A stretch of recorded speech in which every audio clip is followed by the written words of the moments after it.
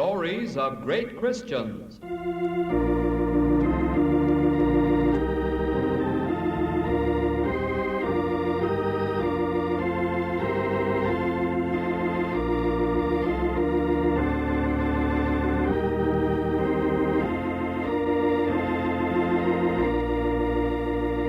From its radio studios in Chicago, the Moody Bible Institute greets its friends everywhere with Chapter 12 in the transcribed dramatization, Francis Asbury, the story of the circuit riders.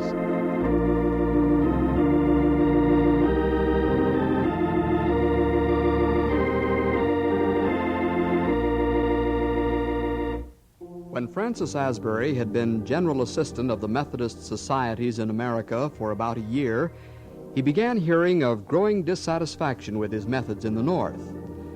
And so he left his work in Maryland, which had been going very well, and journeyed north to New York by way of Philadelphia.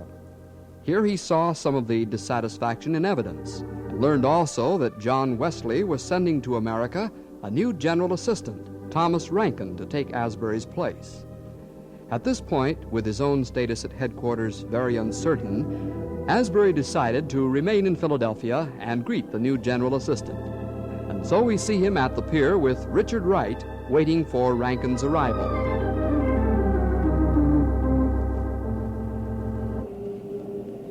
So, you're Francis Asbury.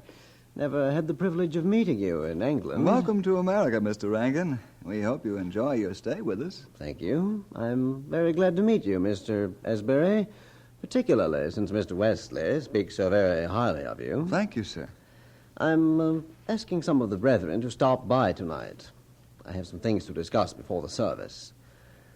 But there's something I want to tell you now. Yes, sir. Mr. Wesley sent me here for a specific purpose, and with God's help I shall try to carry it out. Naturally, with this new order, you know that I'm to be your superior. Yes, sir. But it's Mr. Wesley's wish, and mine also, that you continue to be my helper. And I'll need your help, I know. I'll do my best to serve you, sir. Well, no one can ask for more than that. Thank you. I'll see you tonight, then.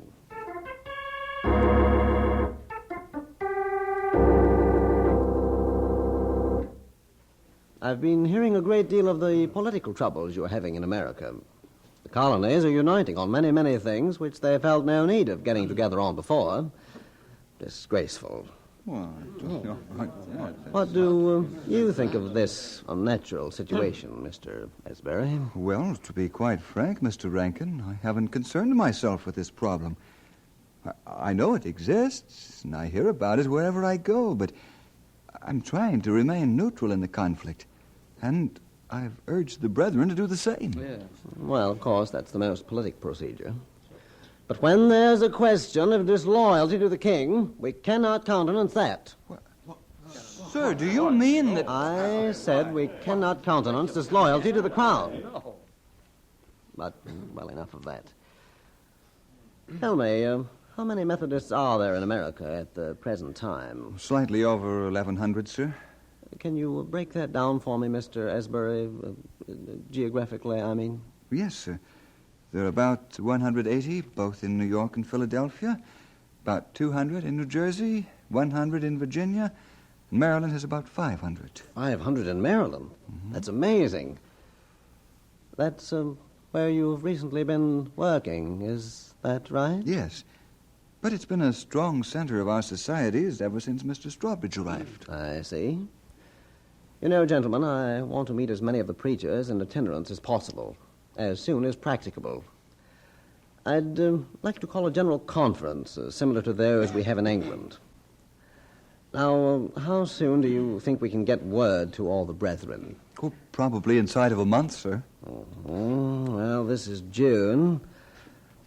How about calling a conference for mid-July? Well, that should be all right. Fine. Then I'll ask Mr. Asbury to write to the brethren. One more thing.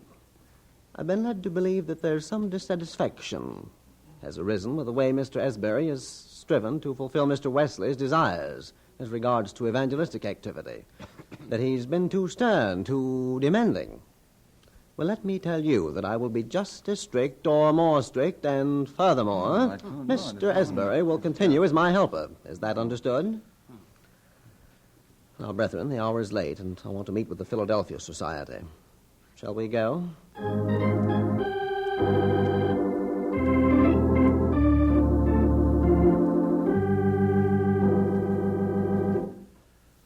Phew. I thought you were strict, Francis, but this Rankin far surpasses you in that respect. Yes. I think, in a sense, the Rankin's what we need at this particular point. Why do you say, in a sense? Well, did you note what he said about the crown? Yes. He's just arrived in America and expects an easy solution to a tremendous problem. Loyalty to the crown. It's deeper than that. You know, Mr. Pillmore, I wonder if America should in time become independent, how will our societies be able to continue receiving instructions from England? I've wondered the same thing myself, Francis. But let's not cross that bridge until we come to it. Let's get on to the meeting.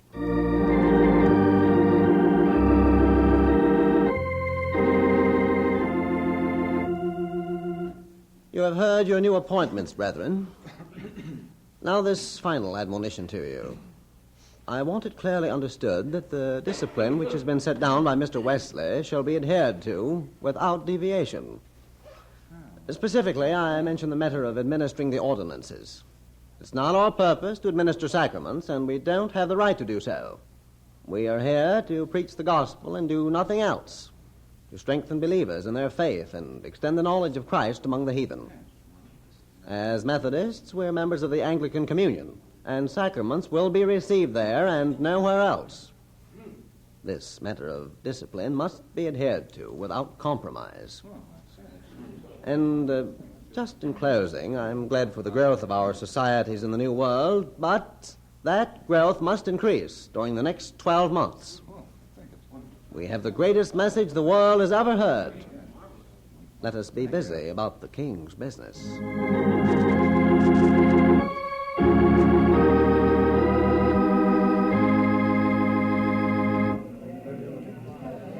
Francis, you arrived late to the conference. Well, I was detained in New York, Mr. Pillmore. I heard the appointments, though. I hear you're going back to Maryland. Yes, with a new assistant, Abraham Whitworth. My, you missed some excitement yesterday. I can imagine. Seems to be a great deal of disharmony. There was and is. Incidentally, you'll have to read the minutes of this conference at your quarterly meeting, won't you? Yes. What are you going to do then about the matter of the sacraments? You mean about... Yes, you know how Strawbridge feels. Well, I've spoken to Mr. Rankin about it. Explained how Brother Strawbridge has the feeling that he's perfectly entitled to administer the ordinances. I also told him that I felt he should be allowed to continue for the sake of unity. It's not good to make exceptions. I know, but Strawbridge is a good worker and has been instrumental in bringing many to the Savior. I think the main thing to do right now is to see that there is no further deviation. Well, perhaps you're right. I say, why are you rubbing your head that way? A bit of pain. Are you sure you're not running a fever? No, I'll be all right. You're not leaving immediately, are you? Well, it'll take me 2 weeks to get to Baltimore. I'd best be starting. I can call a doctor if you're ill, Francis. There's no use. I'm all right. Don't worry, I'll be all right.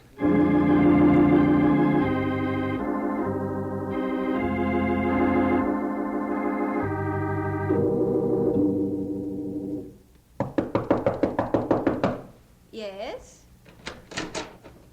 Oh, mercy, what on earth has happened? Do you know this man, Mrs. Draper? Why, yes, it's Mr. Asbury. I found him slumped over his horse about 5 miles out. When he came to, he just gave me this address. Looks pretty sick to me. Oh, bring him in. I'll take care of him. You'd better call a doctor, ma'am. I will, and thank you very, very much for your kindness.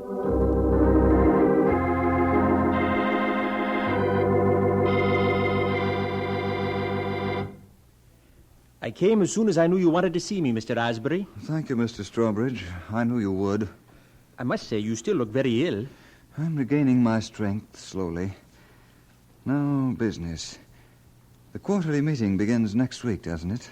Aye, you'll be able to attend? Indeed, I'll officiate. I see, of course. Mr. Strawbridge, I'll be reading the minutes of the Philadelphia conference. There's one issue I want to clarify with you now. Aye? I know how you feel about administering the ordinances, and you know how I feel about it. Yes, and I maintain that I've been ordained as much as any other man. I don't wish to argue with you, my brother. I want to see this work continue and expand. You'll need it here. Now, Mr. Rankin is much more adamant about this than I am. He wants no deviation from the policy Mr. Wesley has laid down. But I think I've convinced him to allow you to continue, at least for now. Thank you. But I have this request to make of you. Yes? Mr. Strawbridge, please do not aggravate this situation by advising others of our number to do as you are doing. This can only complicate matters and lead to disharmony. A great many are thinking as I do, but I'll do what I can. Is Mr. Rankin coming to our meeting? No, I'm afraid not. Mr. Asbury, I must say this. We've already heard about him and his methods, and some of the brethren deeply resent his attitude. Well, you must remember he's Mr. Wesley's representative. I'm told he's very pro-British. I'm not concerned with politics. You know that, Mr. Strawbridge. Well, I pray God's blessing upon him. Still, some of the brethren even speak of his methods as being similar to taxation without representation. Yes. Well, let's just preach the gospel, Mr. Strawbridge, and all these things will be added unto us.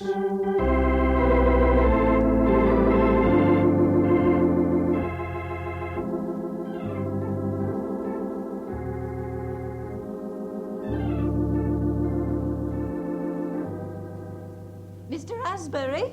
Mr. Asbury. What's all the excitement about, Mrs. Triplett? There's a gentleman to see you, Mr. Harry Goff. Yes, I've been expecting him. He's just told me the most extraordinary news, Mr. Asbury. Yes? What's that? The colonists in Boston have absolutely refused to pay the tax on tea. Yes? And have boarded the British ships. What happened? And Mr. Asbury, they threw all the tea into the harbor.